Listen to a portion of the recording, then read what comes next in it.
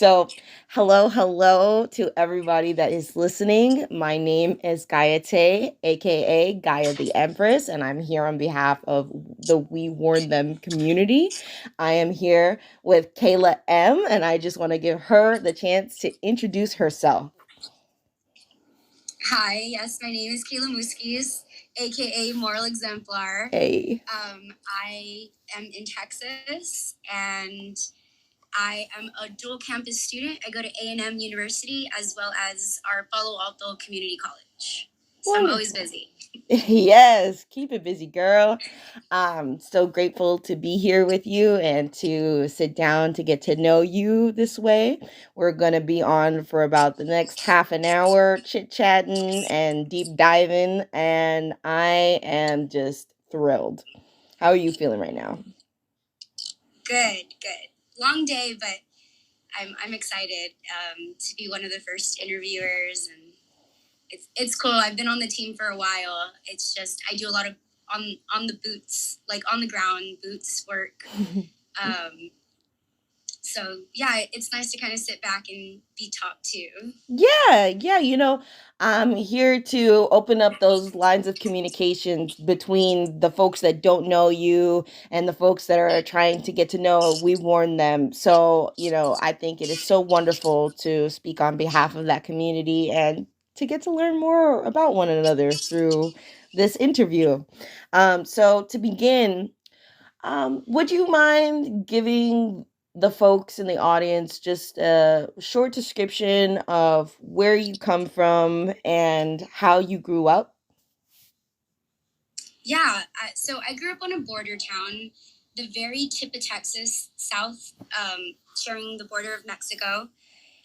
The little town was called Indian Lake, but there's also Los Fresnos, Brownsville, McAllen. It's called the Rio Grande Valley.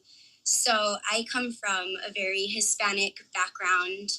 And I think growing up in a world like that, in a small city that shared, like that was a border town, it really connected me not only to like my roots, but also I got to live both lives, like the life of an immigrant and the life of an American. And I got to share a lot of, I guess, like really great childhood memories. I grew up by the beach. I grew up by the border, so I would often go to Mexico and go to the beach. I was a very big outside, child. I liked interacting with my environment a lot.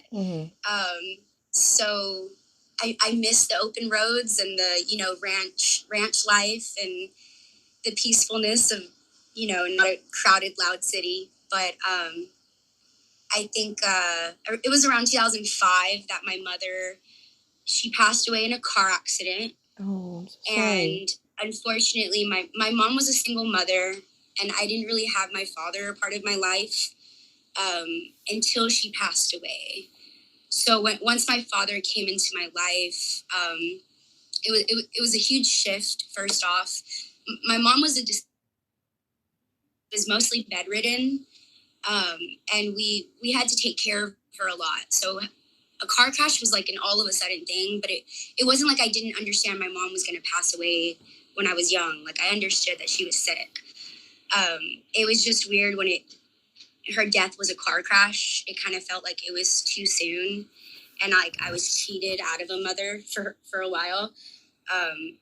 But when my dad came into the picture, it just got worse. Like her death was like a chain reaction to just like a bunch of unfortunate events after. And, my father was known to be a pedophile to other children in the community. So having to go through that sexual abuse as well as physical abuse right after my mom passed away was just adding layers of trauma to this cake, and then foster care kind of was the icing or the cherry on top of that. Another layer of trauma, because even though foster care did get involved, it was basically just trading one abusive environment from my dad to another, which is in the foster care industry. Yeah, it went from, it sounds like, domestic abuse to systemic abuse. Yeah. And how would you say that perspective helped to form your view of activism? Yeah. Um, I guess like my perspective of just like I couldn't trust adults. I think that's what my takeaway mostly was. It wasn't the fact that they were authority. It wasn't the fact that like I didn't know them. It wasn't that. It was that I I felt like I messed up because I'm the one who opened my mouth and asked for help. And see, CPS is supposed to be a service to like find solutions for families who are struggling in your community. And the biggest thing that upsets me is that we pay tax dollars towards this department to help families, not hurt them. And I guess like in my adult life going forward and accepting my past and trying to reconcile in some way through going to school and going into psychology and showing them that there is a way that you can do this humanely. You don't have to hop us up on drugs. You don't have to lock us up and throw away the key. You don't have to pipeline us into, jail, prison, juvie. You can support us through education and all the benefits and money that we already spend to help children out of vulnerable situations become successful. So I definitely have a bone to pick with Texas, not only for like my mom's situation. It was a postman was the reason why my mom had a collision. So there was a lawsuit with the state. And then, me being in foster care, that's state ran. And now that I'm in public school, having to go through a Title IX because I have a pit bull service dog and it's against a foster care program that's supposed to help foster youth. That's just another educational factor of Texas, once again, failing, foster kids. And I've done everything that I possibly can, the right way, not the right way, but like the best way that I can do it. And to get that kind of pushback from a state is exhausting. And I understand why there's high suicide rates, especially for like boys in foster care. And, a lot of the medications that they put us on, as soon as we turn 18, they cut us off from Medicaid, from any benefits that we have. And it's like that can send people into a psychosis, like from the medications that we take. If you cut them off cold turkey, it's very, very like unhealthy. And reckless. So, and, they blame us a lot for being the scapegoats of society, whether we wind up homeless, on drugs, drop out, get pregnant early. It was never, they never encouraged us to not become statistics, So yeah, I kind of like, I would wear foster care as a badge. I'd be like, oh yeah, I'm a foster kid. And even now, like, I'm like, yeah, I'm a former foster youth. I'm proud of it because I've done a lot with the little that I had, the little bit of support that I did have. You can always make the most of what you have. It's just hard when you have to do it alone. Yeah. And so now I focus a lot on trying to get other foster youth back into education so they can take advantage of those benefits and get that support system and get an education that puts money in their pocket. And hopefully they break that cycle of abuse and become a good example for their family, going forward. Yeah, and I believe that when you choose to have a family, or if that's the route that you choose to go beyond your beautiful service dog, I think that you will definitely be the example that you are hoping other people will set.